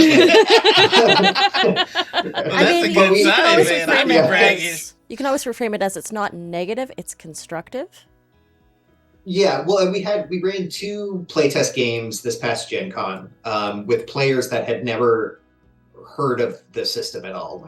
Like it was all people that trusted Sarah enough to like show up at a given time and sit down at a table and then just let whatever was going to happen. And we had pre-generated characters for that. And the biggest complaint that we had, I guess, at the end of it was that everybody just wanted to make their own characters. Like the character creation process is so fun and like interesting and just like trying to figure out what you're going to play and how you're going to use the thing you are the god of to like how you're going to use it in combat and how are you going to like change the reality around the party and all of these things. That was the biggest sticking point for them, was they just really wanted to make their own characters, which means the game doesn't necessarily lend itself super well to a one shot unless you've got extra time, you know, to make a character at the beginning. You know, maybe 2 shots. I've played a lot of long campaigns as a gamer, and so that's kind of what I wrote towards. This game, I think, reflects that. Campaign. It does feel that way. Yeah. And I mean that in the very best way possible, because it's like, once you make the character, you kind of don't want to let go of it, even if but you I make had a so character. many more things that I want to do. Right? I played this as what was supposed to be a one shot, and so I made a character that I actively despise. And even at the end of it, I was just like, damn, I want to play this piece of garbage more. This guy sucks. Please. Right? I want to be more evil. But it's I really do like that. But how do you write to that? Like, how do you inform the player, like, hey, this is meant to be flexible? I think with the TTRPG space, we have been so well trained to kind of see things as the binary. You either succeed or you fail. Whereas in this, it's a lot more. It's not more complicated than that. I would say it's more complex than that. Yeah, so a lot of what your character is made up of, like there's obviously the thing you are the god of, your purview, and then the crowned god that you were bonded to, which sort of functions like your character class, kind of fills that niche, and then everything else about your character is purchased a la carte style with these things that we call wonders. So if you want gear, you know, a weapon or an armor, anything like that, that's a wonder. Like you can pick up wings, extra limbs, you know, all kinds of stuff like combat stunts, a bunch of different things that you can do. It's all wonders. Everything else in the game is a wonder. And those are designed to allow the player to design them to fit the theme of whatever their character is. So like if you're buying a weapon, you don't buy an axe or a halberd or a gun or anything like that. You buy a weapon that does 4 points of damage, let's say, and then the design of all of that is up to the player. So and it can look like anything that you want, So if you're playing Iceman, and you want to have like snowballs as your weapon, you buy a weapon that does 4 points of damage, and you're like, it's snowballs, then that works. So I think from character creation, we're encouraging the player to be creative, to advocate for themselves, use their imagination, come up with the thing that they want it to do and want it to look like. And that level of investment means that once you start gameplay, I feel like the players are more likely to negotiate and to like stand up for what they really want to have going on and stuff like that. At GaryCon, we had a player who made the god of corporate synergy. And he purchased a weapon, and we were like, okay. It was like a +2 2 damage weapon or 4 damage weapon. I can't remember which one it was. And we said, what does it look like? And he said, it is a stapler. So when we were in combat with like a very big, scary god that had like stolen children, and like he was a really horrible, gross, scary creature, he was like, I'm gonna hit him with my stapler. And it did the damage because he's a god, and it just happens to be that his weapon looks like a stapler. But like when he pulled it out, there was a moment where everybody was like, oh, hell yes, hit him with the stapler, because it's kind of ridiculous, and you get to like show off your fun theme that you have done with everything, so like it's really great. I love that we don't have to like dictate that, like, yeah, okay, like you're the god of corporate synergy, but you have a sword because that's what was sold in the in the weapon shop that you went to. Like, no, dude, like it's gonna be what you have, it's gonna be your thing. So it's very cool. I love it. I'm so damn excited about this game. Like, I cannot stress. Yay. I can't wait for everybody to get their hands on it. Do we have an ETA on when we can expect this to be available for people to get in their hands? Do we, Damon? We do. I'm going to say it out loud. We do. So for one, our backer kit store is live, and it's just going on. So that exists if you missed the Kickstarter and wanted to get in on the action. So according to the Kickstarter, we said hardcover delivery would be April 2024, and that is really giving us a bunch of padding for the print side of things. Printing and shipping and stuff. It's just chaos, and nobody has any answers about anything. So I feel that estimate is generous. Like, I feel like it's a big pad. But as soon as everything is written and the art is in it and everything, everybody can get their PDFs. I should have everything written in about 6 weeks, like mid-May. What's next month? May. Mid-May is when I'll have my stuff written, and then it goes to readers, both for content and sensitivity, and then editors, and then it'll hop over to layouts, and then we'll jam as much art in as we can to hopefully have like a working draft in time for Gen Con. Yes. So, and also we have a little add-on in our backer kit right now that you can pick up. That's our tarot deck. There's 10, and it's all of the crowned gods that you can be bonded to. And we have like a little mechanic that if you wanted to like draw one at the beginning of your session to see if there's one of the crowned gods that are like paying attention to what you're doing, which could be good or bad, that you can do that. But like really it's just that Tanel made the most beautiful art. Tanel's art is fantastic. It's so good. And we wanted there to be another way for you to have it, basically. And she's doing all the art cover to cover. It's just her. She's very tired. Very, very tired. She's very tired. But it's just all so beautiful. And so we I have Hold on. Beep, beep, beep. It's right next to me. Here's that awful god that we were just talking about, Rhyme. He's so scary. Oh my god. With his terrifying crown. But like, yeah, so everything's beautiful, and there's a 10 card tarot situation with all 10 crowned gods. There is a possibility we have been talking about with expansions, maybe adding another, like, some more cards to your tarot deck. Maybe eventually we'll have a full set, and then, you know, Who knows? see. Who knows? That's We have a so lot of cool. expansions planned. You never know. That is so cool. So- Heck yeah. Yeah. All right. Well, that brings us to another segment that we have specifically for the Dark Roast.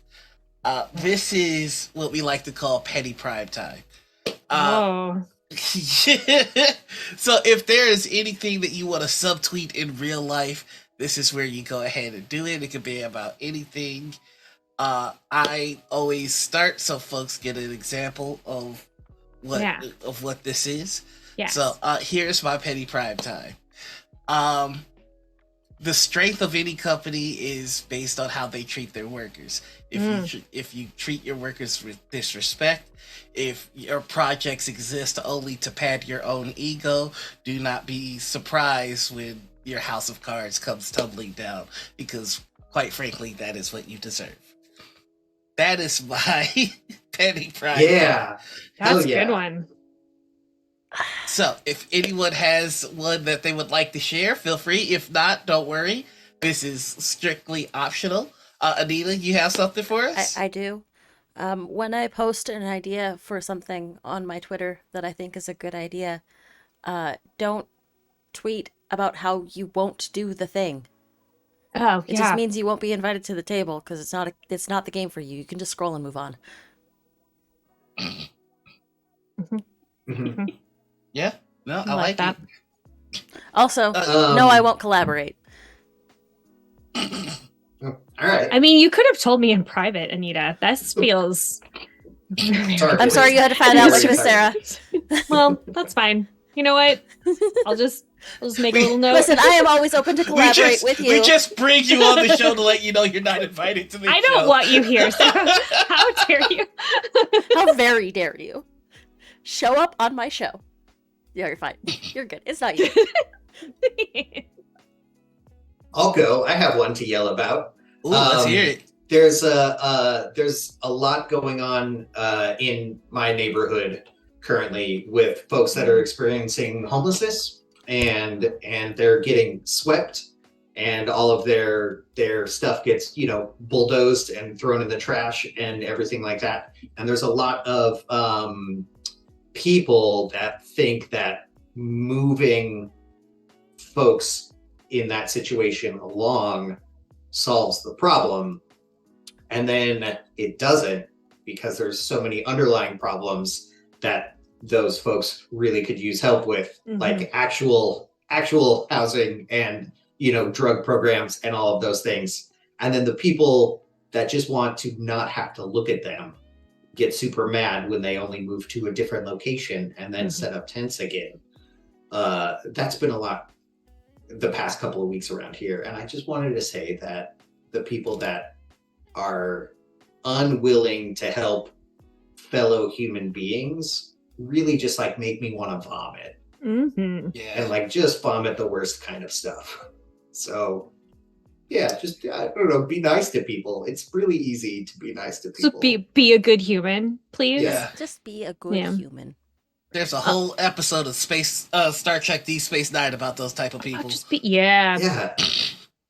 That show's the best. I have one. It is hey dudes at conventions. It is inappropriate and unprofessional to proposition people just because they are a female in the RPG space. Yeah. It's not okay. Uh, Don't do it. and if you realize you have a history of this and asked for help, maybe follow through on that help instead of, you know, doing it again. Doing it again. Mm-hmm. If your apology has to include hey, this is not my first time being accused of sexual harassment. I think we know where the problem is. Yeah, and also just like, step down, like be aware of if you are like physically separating a female in the RPG space from the group that she came with. Like if you are maneuvering her, don't do that. Don't back into corners. Don't separate. No, just don't. No. Yeah. Bad. No. Where's my rolled up newspaper? I'll bop you on the nose with a newspaper. Yeah. Knock it off. Spritzy with a Carry a little spray bottle. Yeah. It's full of urine though. So yeah, yes. Legit. It's marking them for later. I just like it's so the bears can smell you. Correct. It's because the amount of like as a female in the industry who has to shut that down in a way that is not going to potentially elicit violence or bad mouthing or blacklisting or like who knows if my physical safety is still okay here in this space because like you would like to think it was, but you never know kind of a thing. It's just like, it's so draining as a person. Please don't. Yeah. Just a general heads up for the guys out there. If a femme is being nice to you, that does not mean that they're interested. If you have begun the relationship with this individual on a business level, leave it at business. Thank you. Leave it at business. That's with anyone. It's the same thing. Yeah, just leave it at business. Leave it at business. I can't believe we have to have this talk still. It's 2023. Can we just knock it off?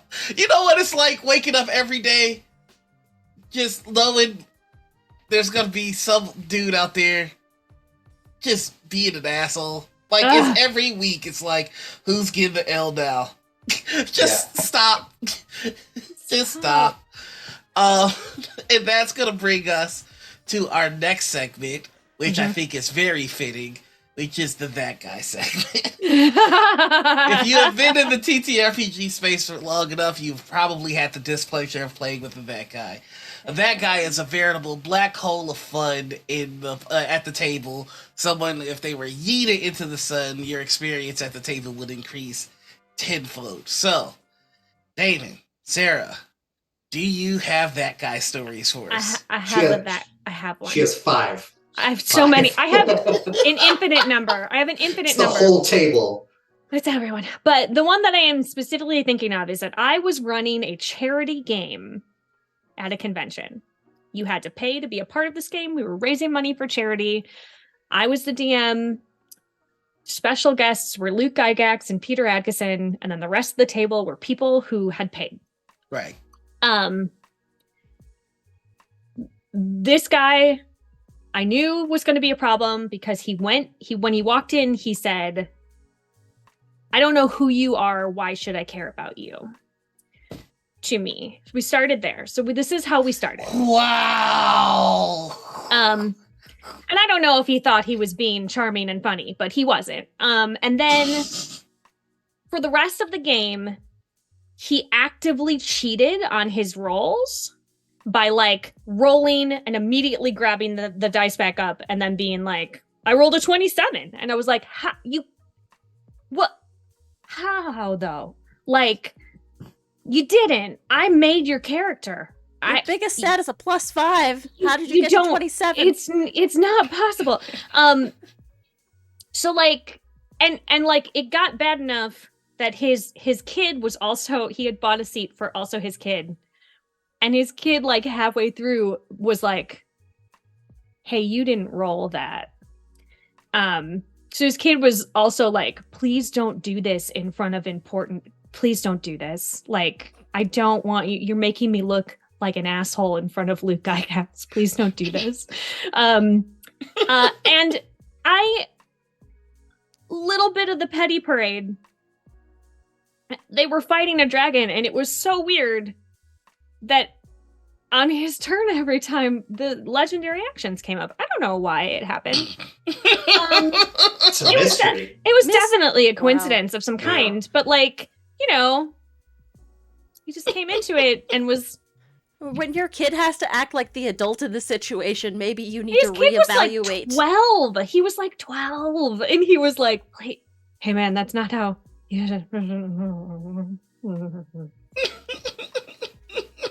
So God. The dice snatchers, you gotta love them. I definitely rolled it. Yeah. It's Especially 27, just trust me, bro. like when my kids were tiny, like we did a thing where to get them to not grab them because they're pretty and shiny and you roll them and then you want to pick them back up again, that we would have them roll and then like put their hands up that they did the roll, like roll. And then we could figure out what they were, like when my kids were little. And I was really close to being like, okay, so every time we roll, we're going to institute what I did with my children when they were 5. And you're going to roll, and then you're going to put your hands up until I can see the dice. Because like very clearly, I don't understand how you're like, it's whatever I need +1 every time. That is not... Mm-mm. No. It was pretty astounding. I was watching that game. David was there it was watching. Remarkable. Yeah. And like when I would do the legendary actions, he would like push away from the table and like, well then, I guess I just can't do anything. And like tantrumy. Also refused to play anything but a human character. Physically recoiled from the first character he picked up because it was not human, and was like, oh, I can't. I only play humans. And I was like, oh no, this is gonna be a thing. See, the one of the reasons that I'm laughing is I know that everybody at the table except that guy had a real fun conversation about that guy afterwards. Well, Yeah. Luke came up to me at the bar and was like afterwards, like we had gone to the bar afterwards, and he came over and he was like, hey, that dude was definitely cheating. And I was like, oh, I know. Like, I am aware. like we all know, but thank you for like having my back. Like at one point, like Luke leaned over and was like, because I had been trying to soften. I wanted them to beat the dragon, right? Yeah. I wanted it to be like Right. this really cool, like you beat this dragon in this fight with Luke. He's playing a barbarian. Like this is gonna be great. Everybody's it's for charity. We're having a good time. And so I was like softening a little bit, and like he leaned over and he was like, I mean, I think he probably would have done more damage there, don't you think? like the dragon. And I was like, I know, man. I'm trying not to kill you. Like. But I will if I have to. But I will. If you will be the sacrificial lamb, I will accept this. Yeah. Legitimately. Oh, well, fuck that guy. Yeah. Yeah, he sucks. Part of me hopes he's watching this somewhere. Oh, David, You know who you are. Yeah. Fuck you. I want you to know that everybody thinks you suck behind your back. And the only reason it's behind your back is because I don't know your name. So, David, Luke, do you you suck, have and a Luke back- Gygax thinks you suck. I guess like you suck. Make a good shirt. Gygax thinks you suck. Listen, I do have access to a cricket machine. Maybe I'll just make a t-shirt that says Luke, I guess thinks you suck. We'll just wear it to Gen Con, not say anything about it. It's gotta have a real accusatory finger point on it. Like, Can we get Luke Gygax to pose with his finger just like... I can. I just imagine you showing up with that shirt, no explanation, and Luke sees it like, who do I think sucks? I think somebody sucks. Yeah. Which is funny because like I at conventions otherwise am just like covered in rainbows and joy. And so I'd have like a big puffy skirt that has a rainbow petticoat underneath it and a t-shirt that says, Luke, I guess thinks you suck. Hey, put a rainbow behind Luke as Rainbow. he's bleeding. Big bow in my hair. Oh, God. That's funny as shit. I'm sorry. Damn, the son of the creator of D&D thinks I suck. You know what you did. Take it personally. Yeah. The back needs to say that. Take it personally. I've got the design. It's all ready to go. Printing it now. Damon, On do you the have a back, bad it's guy just, story? and we agree. No, yeah, David, do you have a story? I mean, not as good as that one. That definitely like takes the cake. I've been fortunate with my gaming groups over the years, being in like the same one for 20 years running kind of thing. We've had our a couple people that did the drop the dice and picked them up too quickly type of thing.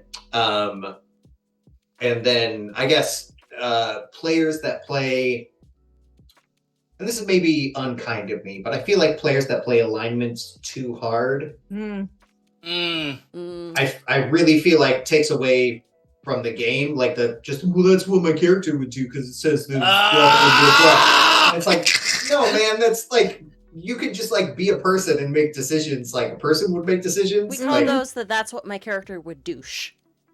Yeah. Oh, Correct. yes. Oh my God, that is so perfect. Them, they're the worst. They suck. Yeah, it's lawful good, not lawful stupid. Yeah. There was a game that I was in, and it was a short-lived campaign. And you will very soon discover why. So one of the characters was playing a turtle, which is great. But they decided that it was very important for them to speak how a turtle would speak. And their plan with that was to talk like this. Oh. Every time they spoke. Okay. Every time. And it wasn't even in person. It was an online campaign.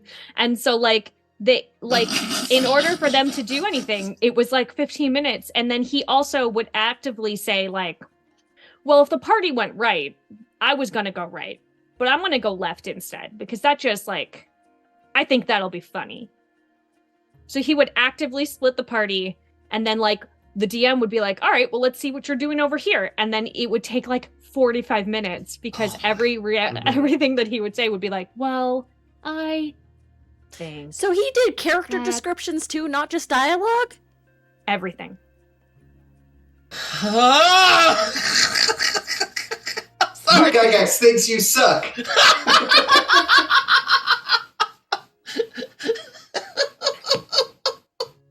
We have our very new "What Would Jesus Do?" and it's the Luke Gygax Thinks you suck. Need to get a little bracelet. WWL. Oh my God. The letters. Yeah. Don't disappoint Luke Gygax while you're playing. LGTUS. Yeah. Oh, why? Oh, YS. no. Oh, no. Editors. LGTYS. Oh. And look, that's going to bring us to our very last segment. We like Is to it leave... called Luke Gygax Thinks You Suck? No, it's the exact opposite. This is where we name people that Luke Gygax would smile. Actually, we did forget one thing. Oh, what was that? The confessional. Oh, that's right. Tabletop Confessions. Or Tabletop Confessional. All right. So this is where we admit our tabletop sins and we give you a penance. So I will lead. My tabletop sin is, as a GM, sometimes my stories can get a little bit too convoluted. I like playing with time and that sort of thing. And that's not everybody's jam, and it's like my immediate go-to. So I submit myself now to the penance of the panelists. So what should my penance be? No penance required. Your time travel shenanigans are always great. Wow. Wow. All right. This is a bold stance coming from me because I've played in several of your time shenanigan games. Well, I will take that into consideration. How about you two? Do you have any penance for me? I mean, I think a time travel shenanigan sounds dope. I also personally love a convoluted story, so... Okay. I would like you to really shenan again. Yeah. Shenan again. Please. I Shenan shenaned again. once, Yeah. I shall shenan again. Yeah. Yes. All right. Are there any other confessionals that we have this week? Anita, you were bold with your opinions. So let's see if you're bold with your confession. I need to finish all my 5, 4, 3, 2, 1s. Yes, you fucking. Okay, here's your penance. I want your Star Trek characters 5, 4, 3, 2, 1 tonight. Oh, Tonight? boy. Okay, That's... I'll start it now. No, wait until after the show. Yes, wait till You after can wait. the show. Hey, But at your the very penance- least, I'll open up the dock. that's fair. Okay. All right.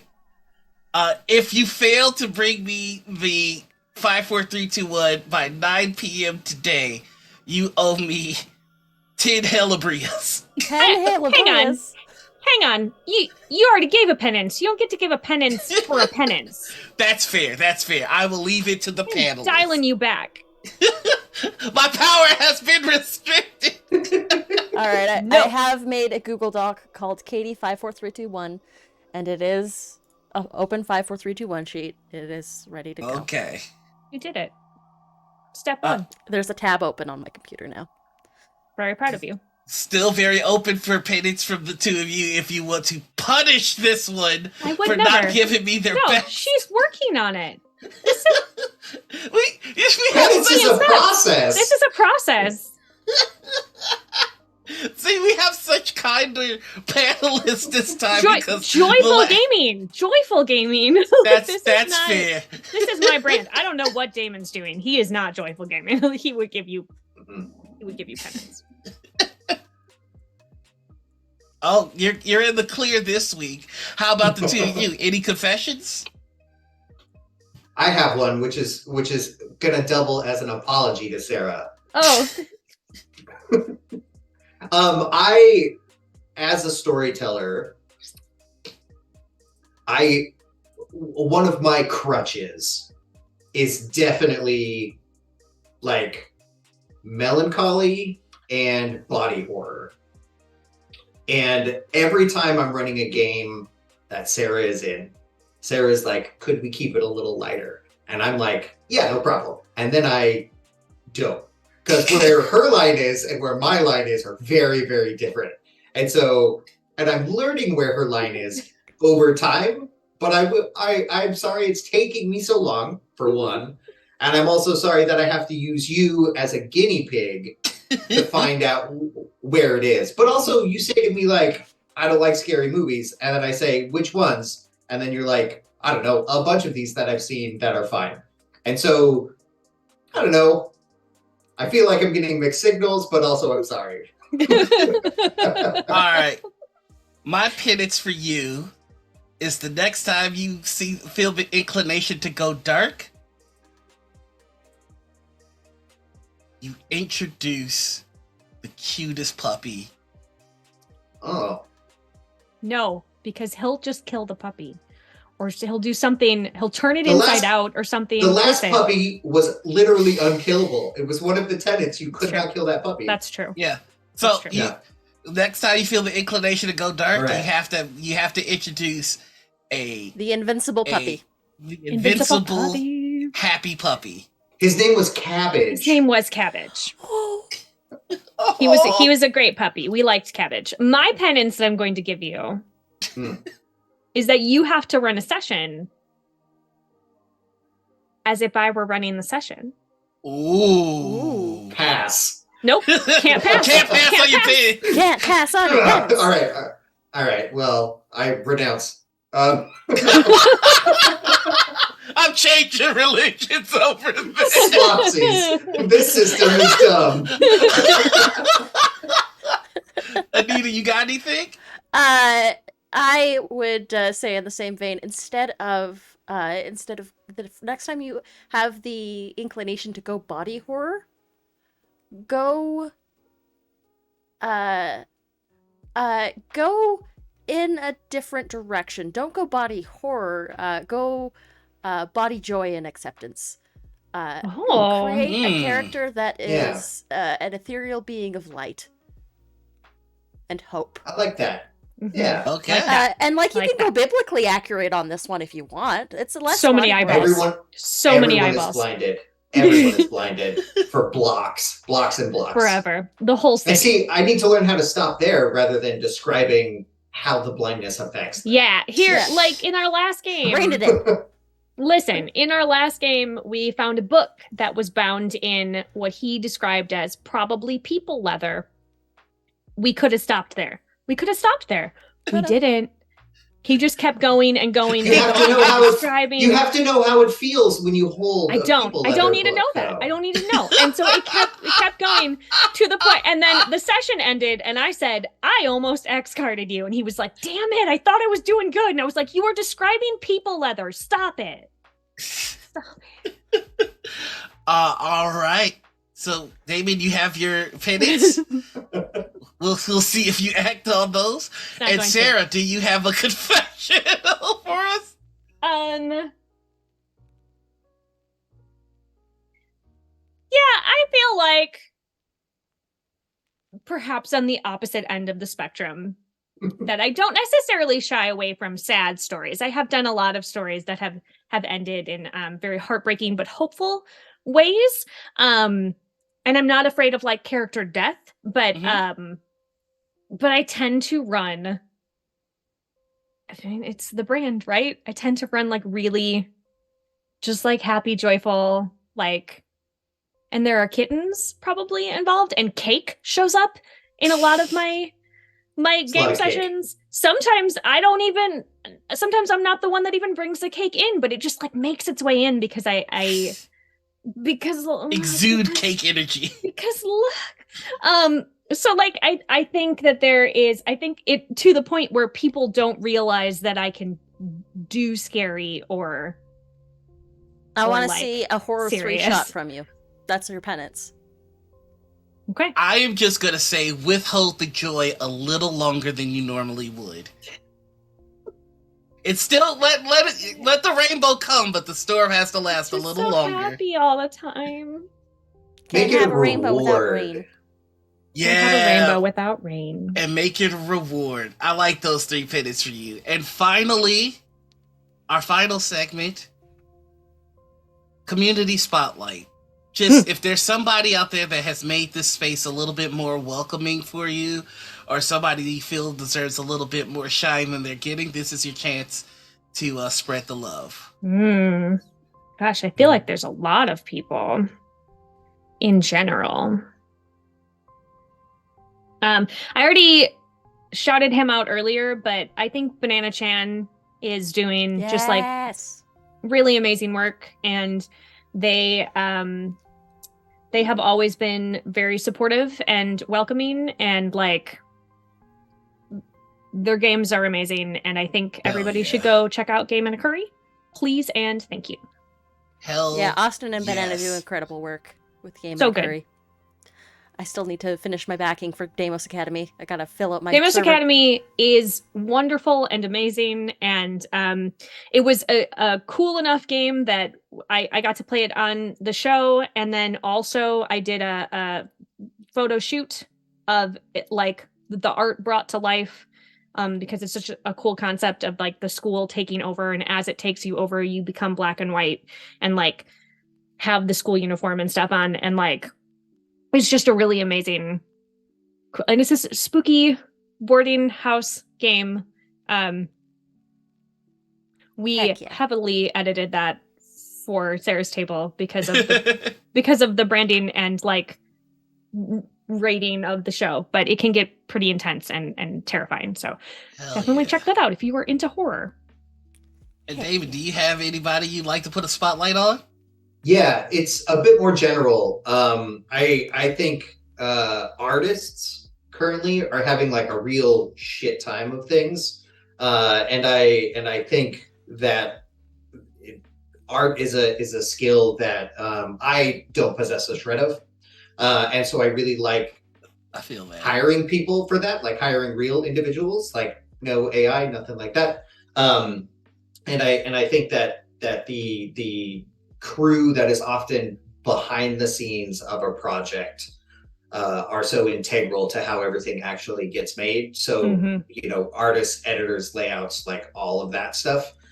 Don't neglect those folk on your project. They do Like a lot of those are the ones they are the reason that your project exists. Mhm. You know, so like I have great ideas, I think, hopefully, but it's the other people that are helping out to make them real.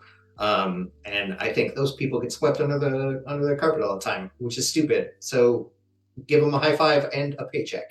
Yeah. Hell yes. Both are important. Yeah, both are The important. paycheck is probably more important, but the high five is very appreciated. I mean, I think it's recognition and a paycheck. It's both of those things. Like it's both. I think what I want to normalize is a paycheck is a form of recognition, and we should, when we say recognize your artist, that includes making sure that they're paid properly so that they can eat and keep sharing their art with the rest of us. But Yeah. I'm gonna make mine really quick because we got to get out of here soon. Yep. One, I just want to shout out to all the mods who make all of this possible. Yes. I want to shout out like the mods for Critical Misses, my mods on my channel, and the mods for Gen Con. Without you guys, we can't do any of this. And also to all my trans friends in the space. You guys are having a real hard go of it. We got your back. We love you and we recognize you. And just keep doing your thing and we'll be right by your side because shit is getting wild. And you're not alone in this. But we got you. With that, Anita, did you want to say anything before we get on out of here? My spotlight goes to you because you're wonderful. And to our wonderful guests because they're incredible people. And thank you so much for stopping by and hanging out with us today. Thanks for having us. Yeah, it was super fun. Really, really fun. Yeah, this was a really great time. We will have you back on. I'm going to bully you guys until that happens. And I hope the next time that we have you on, it'll be because we are running a actual play of The Crown. And yes. We would very much like to either have you at the table with us or at least get your opinions on what you think of how we're running the game. Yeah. But that said, sounds great. This has been our episode of Morning Ritual. You know where to find us, so let's just go straight to the guests. Where can they find you and all the stuff you're working on? Go, Damon. Okay, me. I'm Damon Van He. You can find me on Twitter at Damon Van He, and then also formerly Feral Games, which is formerly _Feral. And if you go to formerlyferalgames.com, it's got all of our social links there as well. That's where I am, and then I just do The Crown all the time now until it's done. Forever. I'm Sarah Moore. You can find me on Facebook at Actor Sarah Moore. You can find me on Twitter and Instagram and Ko-Fi and I don't know, TikTok, all of the places at Pixies and Pins. You can go to my website, which is pixiesandpins.com. And you can find me every Friday night on twitch.tv/GenConTV for Sarah's Table at 5 p.m. Pacific. Hell yeah. Again, thank you all for coming. This has been fantastic. I truly can't wait for everybody to get their hands on the game. Absolutely. And, well, Anita, do your thing. Until next time, everybody, the ritual has concluded. Bye now. Bye, y'all. Bye. All right, we're clear.